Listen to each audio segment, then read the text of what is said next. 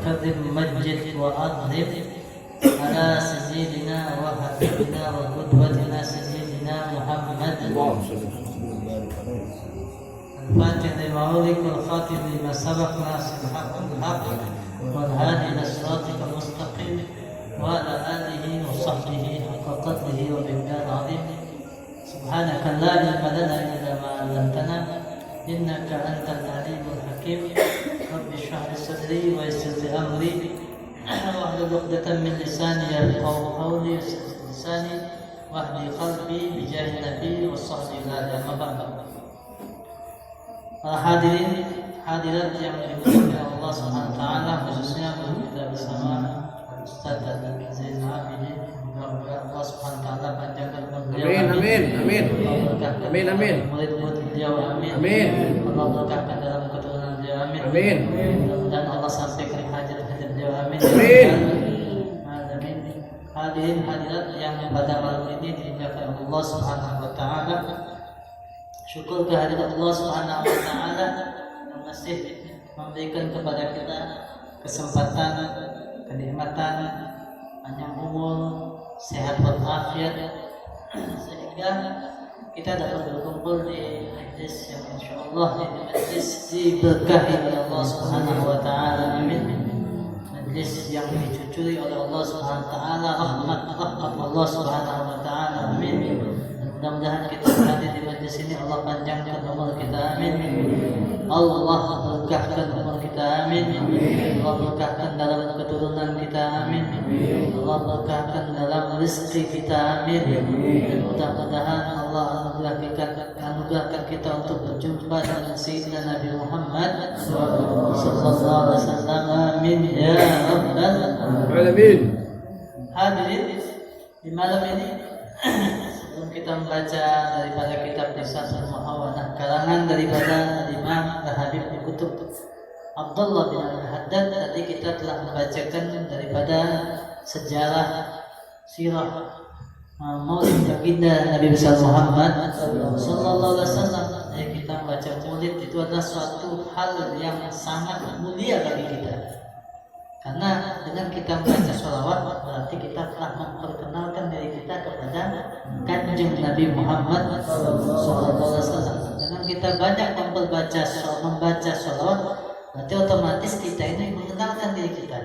Ya, membaca sholawat berarti memperkenalkan diri beliau kepada Sayyidina Nabi Muhammad SAW. Sehingga Sayyidina Nabi kemudian kenal kepada orang-orang yang membaca salawat pada Rasulullah sallallahu alaihi wasallam. Dalam riwayat hadis Nabi Muhammad sallallahu alaihi wasallam menyebutkannya, ini la'alitu hajar fi Makkah karena yusallimu alayya, kata Rasulullah sallallahu alaihi wasallam. Sesungguhnya aku, Rasulullah mengatakan ini sesungguhnya aku. Kita tahu sesungguhnya aku. La'alitu sungguh. Oke, sesungguh lagi Rasulullah. Sesungguhnya aku sungguh mengetahui hajar di Makkah, batu di kota Makkah. Karena yusallimu alayya, yang batu tersebut membuat orang mengirimkan salam sama aku, ucapkan salam, assalamualaikum ya Rasulullah. Ya, karena yusallimu alayya. Nah, dulu Nabi Muhammad SAW ketika beliau di kota Makkah belum menjadi nabi. Nabi Muhammad itu sering jalan kemana gitu sampai terakhir ketika umur Nabi Muhammad SAW mendekati umur 40 tahun, Nabi Muhammad kemudian mulai yatahannas. Beliau suka untuk menyendiri, menjauhi diri beliau dari orang-orang kesibukan di kota Mekah ketika umur beliau mendekati umur 40 tahun, 39 ke atas, sudah mendekati untuk menjadi seorang nabi. Nabi kemudian setiap beliau jalan itu pohon-pohon, batu-batu itu kirim salam Rasulullah sebelum beliau menjadi nabi. Assalamualaikum ya Rasulullah. Assalamualaikum ya Rasulullah. Ini Nabi sebelum beliau menjadi Rasulullah, beliau sering itu lihat batu sama pohon kirim salam buat Nabi, tapi Nabi terus saja kedua sampai kemudian Rasulullah diangkat oleh Allah Subhanahu wa taala untuk menjadi nabi dan rasul. Ketika umur beliau berapa? 40 tahun. Kemudian Nabi berdakwah bertahun-tahun di kota Mekah, sampai kemudian Allah izinkan beliau setelah 11 tahun di kota Mekah untuk berhijrah ke kota Madinah. Dari 40 sampai umur beliau lebih kurang 51 tahun baru beliau kemudian hijrah ke kota Madinah. Nah, hadis Nabi tadi beliau sampaikan kapan? Ketika beliau di kota Madinah. Kata Nabi Muhammad SAW, Nabi mengatakan, ini la'arifu ajaran sekarang di Makkah karena yusallimu alayya. Aku ini tahu, kenal batu yang dulu di Mekah yang mengirim salam sama aku, kata Rasulullah SAW. Terus apa kata Rasulullah SAW berikutnya hadis? Wa inni la'ariful dan sekarang Anda masih kenal sama batu itu, kata Rasulullah SAW. Jadi Nabi itu kenal sama batu aja yang kirim salam anak-anak. Rasulullah itu kenal. Nah, ente batu apa manusia? Insya Allah manusia. Manusia. Kalau Rasulullah kenal, apalagi manusia. Rasulullah kenal batu yang kirim salam ke Nabi. Ini friend ya, yang selawat pada Rasulullah SAW, mengucapkan salam kepada Nabi Muhammad SAW. Maka masa Nabi gak kenal sama mereka? Pasti kalau Rasulullah katakan ini, aku sungguh aku, beliau mengatakan pakai taukid. Bahasanya sudah ini, bukan tak pakai ini. Alifu enggak, ini la alifu. Sungguh aku kenal dengan batu yang dulu waktu di Mekah kirim salam sama aku, dan sekarang kata Nabi Muhammad SAW, dan ini aku masih kenal batu tersebut. Allah. Jadi kita ini Bu, ya, ada ini. Kalau kita baca salawat pada Rasulullah SAW, berarti kita ini memperkenalkan diri kita kepada Rasulullah. Kapan? Ketika Rasulullah sudah kenal sama kita, maka itu kita nikmat.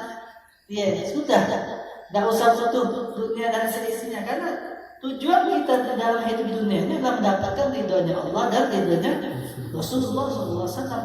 Dan pada malam ini kita ini pengen menggapai ridho Nabi tersebut dengan memperkenalkan diri kita kepada Sayyidina Nabi Muhammad SAW, dengan memperbanyak salawat pada Rasulullah SAW, maka kita akan mendapatkan daripada rasa cinta Rasulullah SAW. Kalau sudah Rasulullah cinta sama kita, maka hidup ini sudah nikmat, sama sekali nikmat. Nikmat paling nikmat hidup itu kalau kita berdekatan dengan Sayyidina Nabi Muhammad SAW. Karena itu ya, kalau kita kemudian mengadakan maulid Nabi Muhammad SAW, baca salawat pada Rasulullah, kata dia tadi kayak Alif Salat itu berapa sehari salawatnya? 5.000. Alif Munzil Musawa 15.000 salawatnya. Ya, Malikul Ghaznawi 100.000. Al-Imam Ad-Dardir 100.000 salawat sehari. Ya, sebelum Imam Dardir itu ada satu Syekh Al-Bunyani, siapa itu? Dia baca salawat pada Rasulullah SAW 100.000. Dikatakan, oh ada yang lebih banyak lagi salawat pada Rasulullah daripada ente. Ketika dia mimpi, dikatakan siapa? Yaitu Imam Ad-Dardir. Apa salawatnya dia? Salawatnya itu dia baca setiap hari sebanyak 10 kali salawat Allahumma sholli ala sayyidina Muhammadin adalah kamalillah wa kama yaliqu bi kamalih.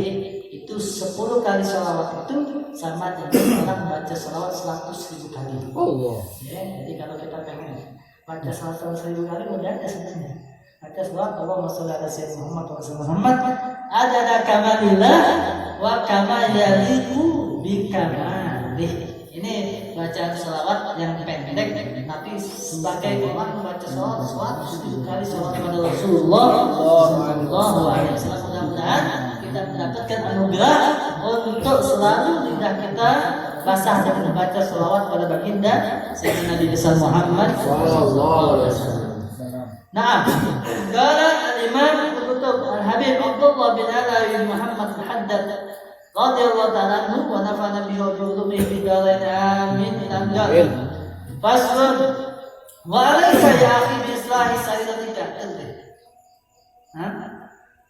Wa alayka ya akhi bi islahi saridatika hatta tasira khairan min adaniyatika shalihah.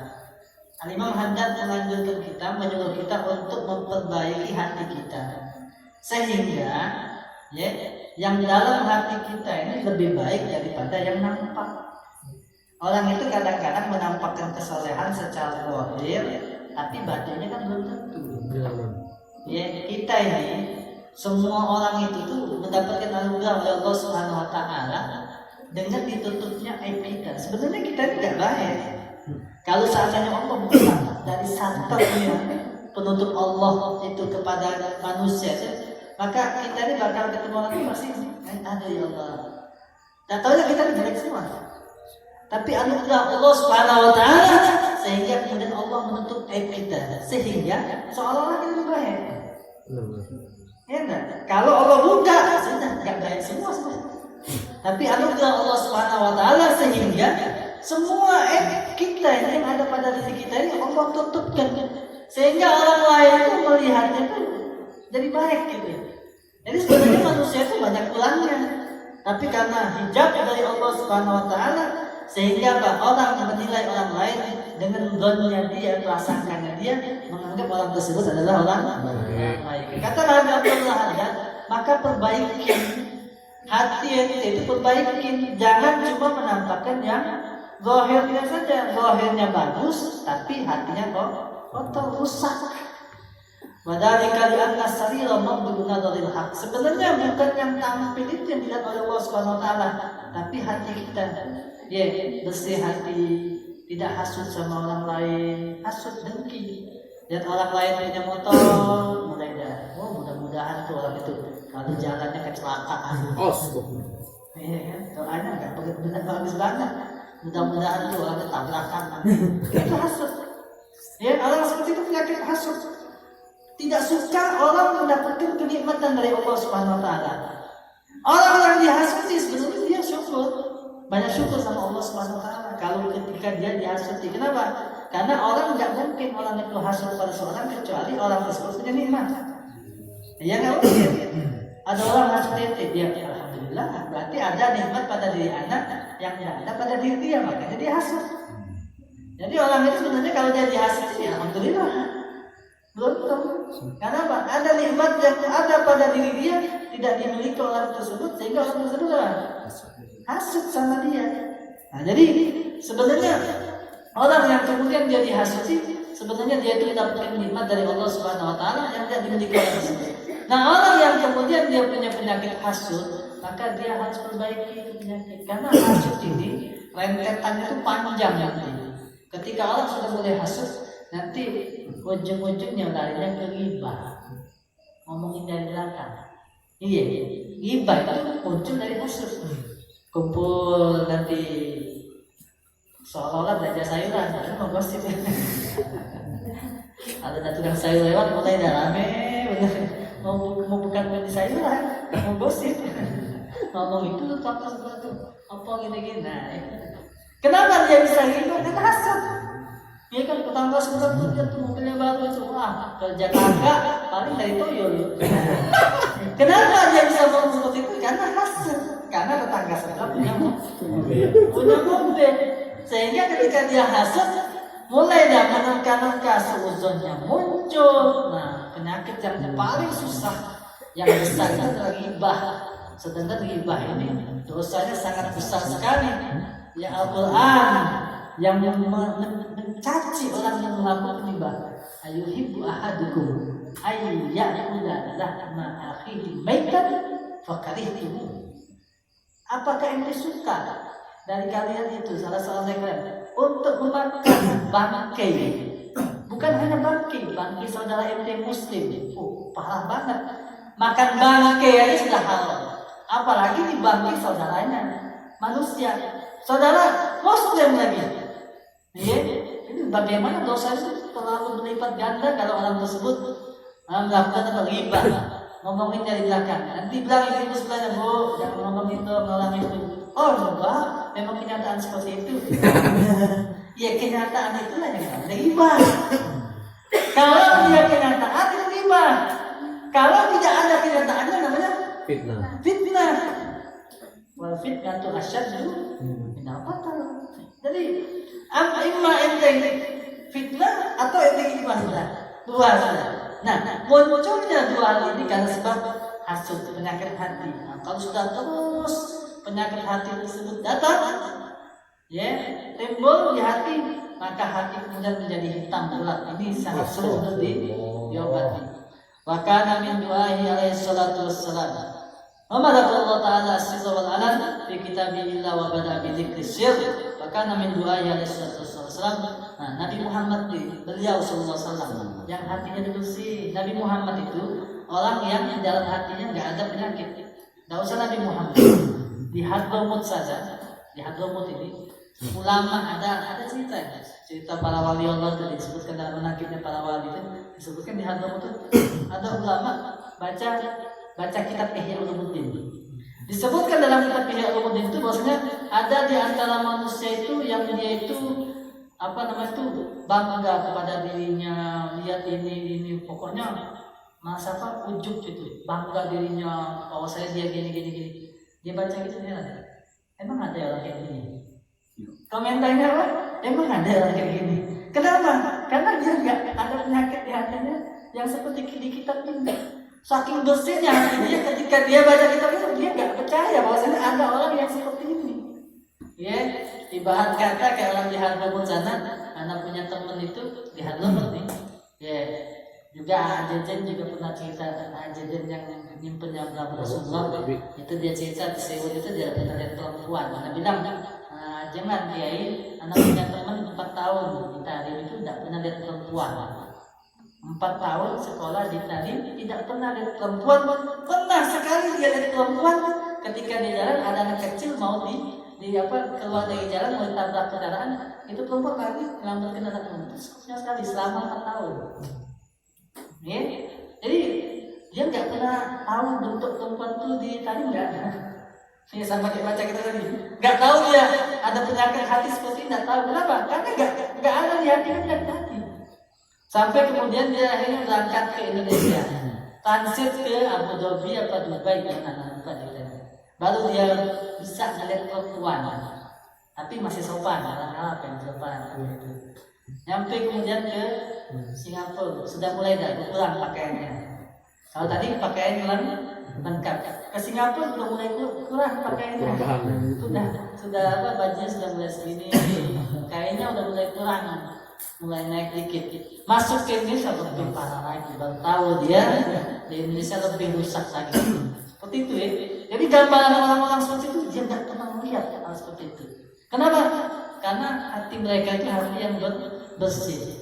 Nabi Muhammad SAW, Rasulullah itu beliau punya hati, ya 4 kali dicuci oleh Allah Subhanahu Wa Taala. Tempat tinggal setan yang kita katakan dengan dalam riwayat hadis hadus syaitan. Dibersihkan oleh Allah Subhanahu Wa Taala sehingga tidak ada sama sekali setan bisa untuk masuk ke hati mengganggu Sayyidina Nabi Muhammad Sallallahu Alaihi Wasallam. Nah, orang seperti Rasulullah itu beliau berdoanya apa? Allahumma ij'al sarirati khairan min alaniyati waj'al alaniyati salihah. Ya Allah, jadikan sarirati aku ini yang dalam hati anak ini itu lebih baik daripada alaniyati, apa yang tampak pada diriku, dan jadikanlah apa yang tampak pada diriku salihah. Itu yang diminta oleh Nabi Muhammad SAW. Kalau Rasulullah saja minta seperti itu, apalagi kita. Nabi Muhammad minta supaya hati beliau dijaga oleh Allah Subhanahu Wa Taala, dijauhkan dari penyakit ujub, kibir, hasud. Karena kalau sudah kena penyakit seperti itu, ingat tuh, itu kalau seks iblis. Iblis itu tidak ada, kenapa? Apa karena dia nggak mau sama Adam? Iblis itu dilaknat oleh Allah Subhanahu Wa Taala.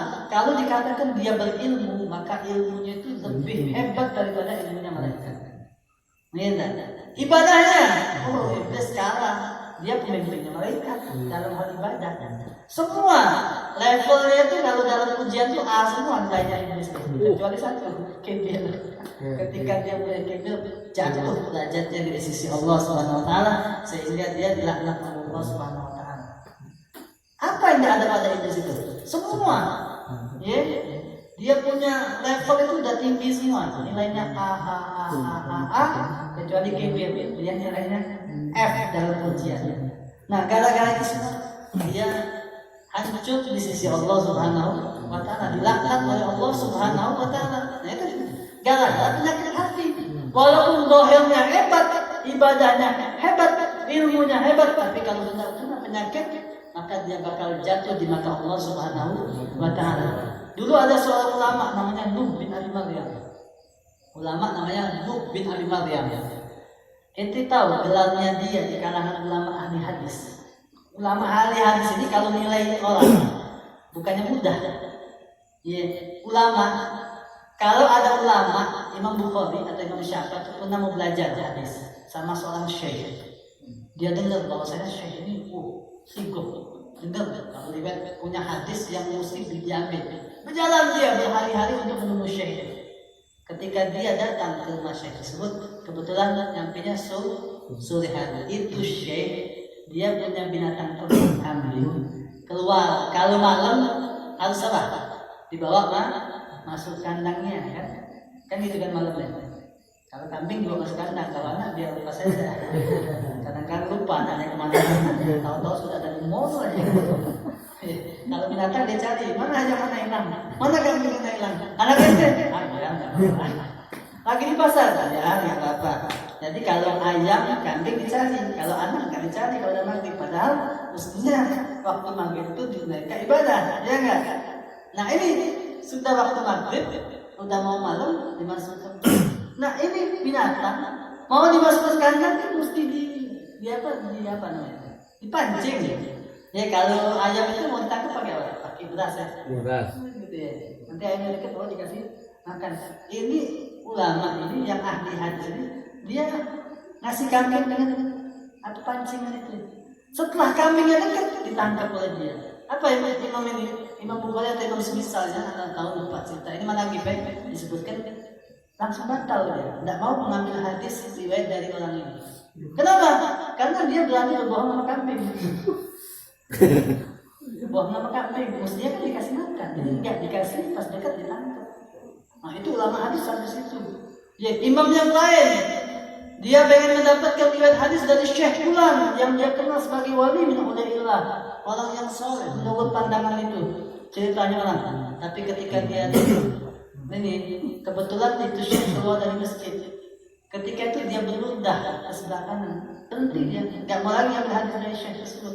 Karena bagi dia sunnah Nabi tidak seperti itu.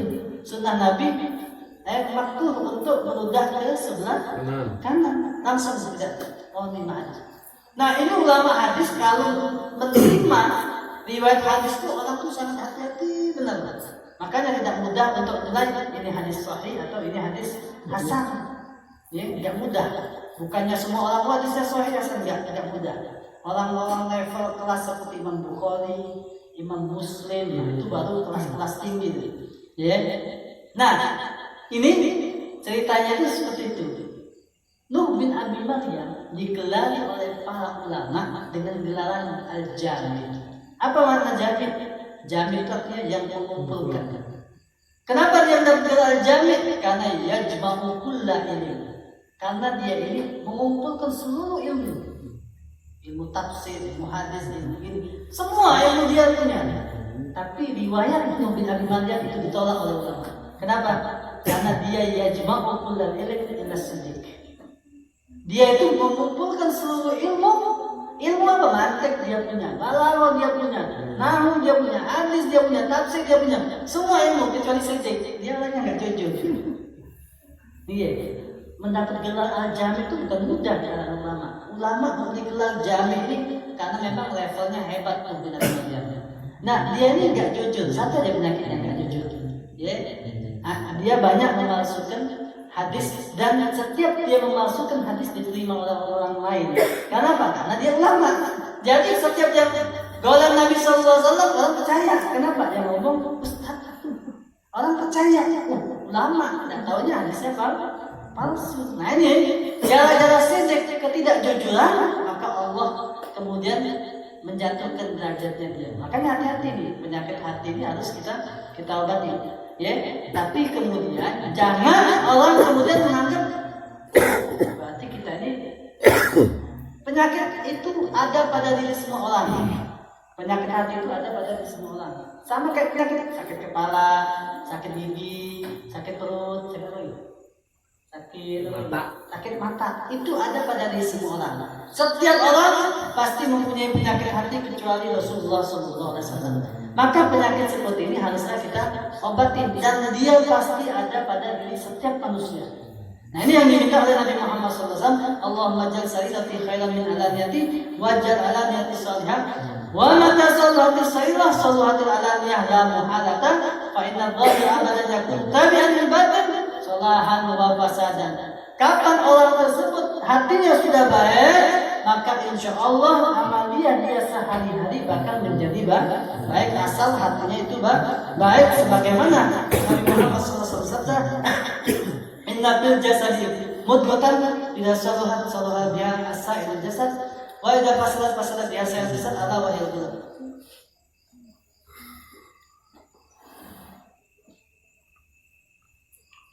Sesungguhnya di tubuh itu ada segumpal daging. Kalau dia baik segumpal daging tersebut, maka seluruh anggota tubuh jadi baik. Tapi kalau dia segumpal daging rusak, maka seluruh anggota tubuh menjadi rusak. Apa itu? Yaitu hati. Kapan hati kita baik, maka kita semua insya Allah menjadi baik. Makanya kita hidup itu harus hati. Bukan hidup itu akal-akal. Kalau hidup itu akal-akal, nanti bakal ngakalin orang. Ya enggak? Tapi harus apa? Hati-hati. Jaga hati ente. Wa'lam anna man da'ana lahu sayyidun amina wa kana qad khallaba alaniyatu bi tarki al-dhahirah fa huwa mutta'in kadza.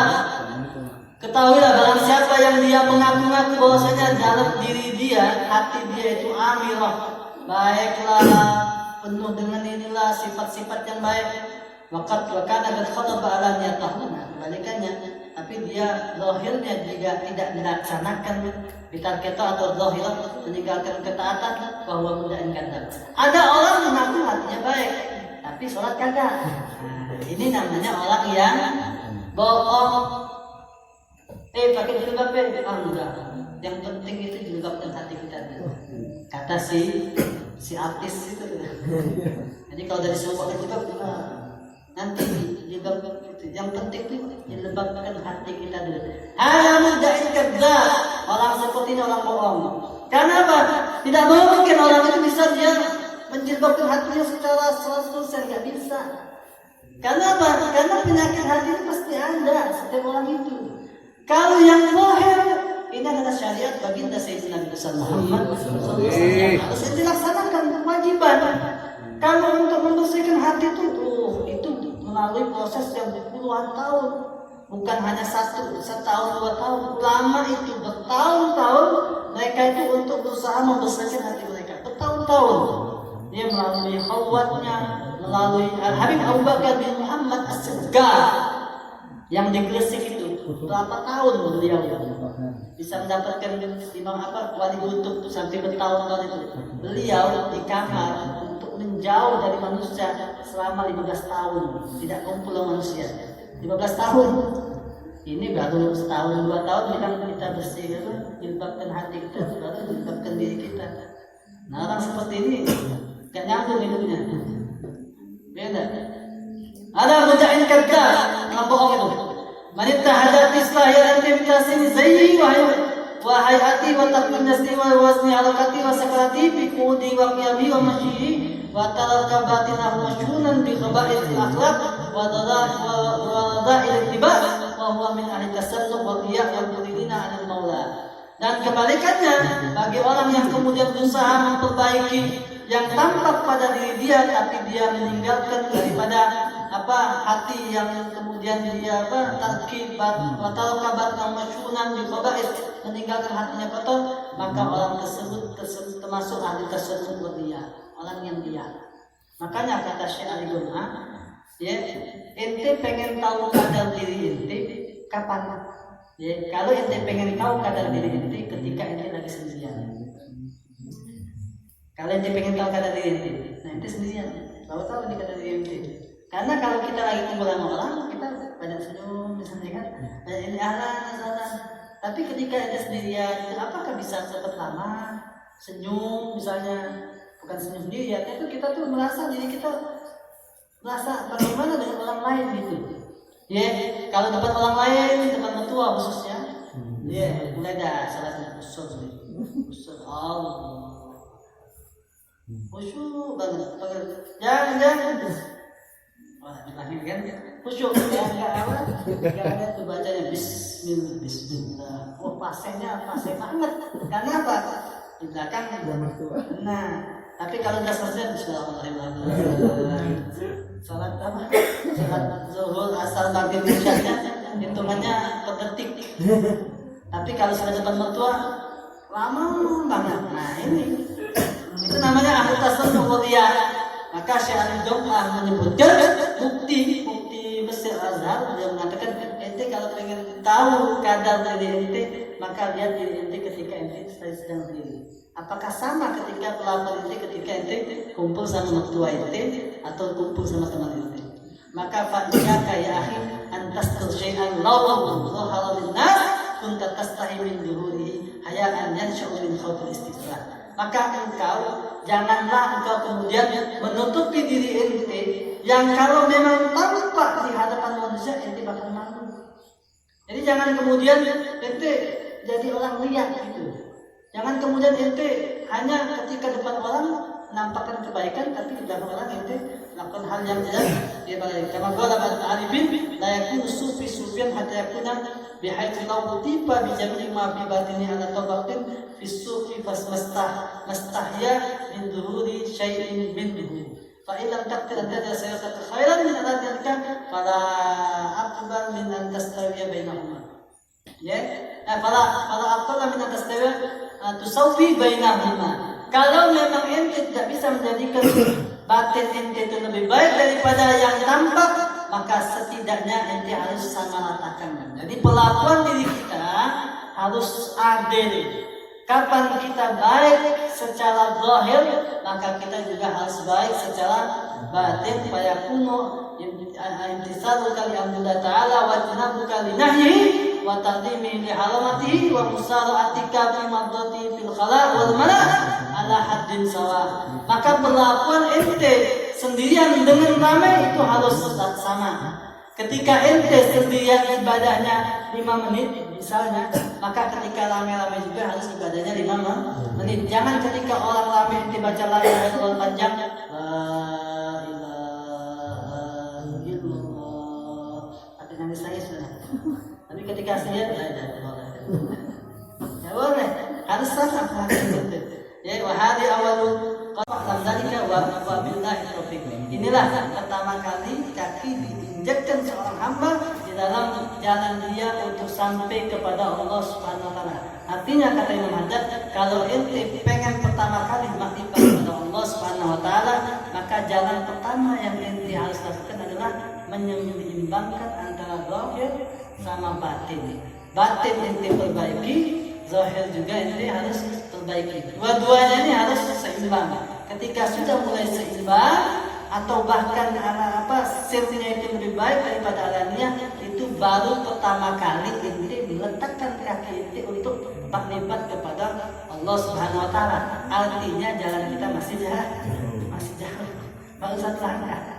Nah, jadi untuk hal yang pertama, hendaklah kita memperbaiki diri kita, khususnya ibu-ibu ya, adik-adik yang perempuan, karena rata-rata ini kalau sudah bab gosip, bukan anak laki-laki tidak gosip, kebanyakan. Ya, makanya Rasulullah SAW itu mewanti-wanti perempuan.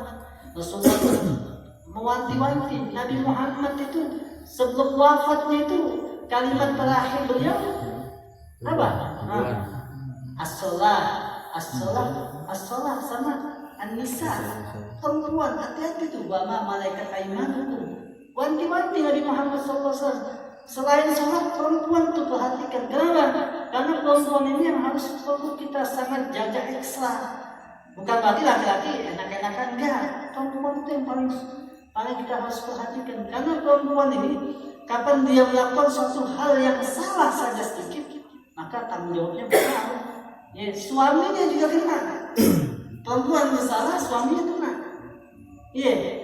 Bukan hanya dia sendiri, tapi suaminya yang kemudian dipertanggungjawabkan oleh Allah Subhanahu wa taala karena kesalahan daripada perempuan. Makanya perempuan itu lebih harus ekstra hati-hati, harus lebih banyak belajar, jangan kemudian berkumpul Baiki diri, kemudian kumpul dengan orang yang soleh dan soleha, sehingga kita menjadi hamba-hamba Allah Subhanahu Wa Taala yang kemudian selalu di jalan Allah Subhanahu Wa Taala, di jalan Nabi besar Muhammad SAW. Mudah-mudahan kita dengar di sini, insya Allah Subhanahu Wa Taala jadikan hati-hati kita hati yang selalu bersih, diperbaiki oleh Allah Subhanahu Wa Taala.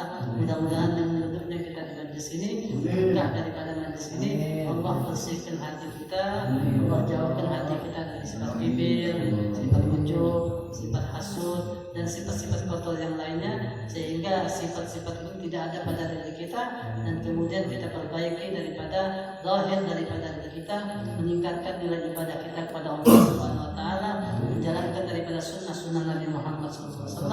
Wassalamualaikum warahmatullahi wabarakatuh. Lebih kurang minta maaf. Wassalamualaikum warahmatullahi wabarakatuh.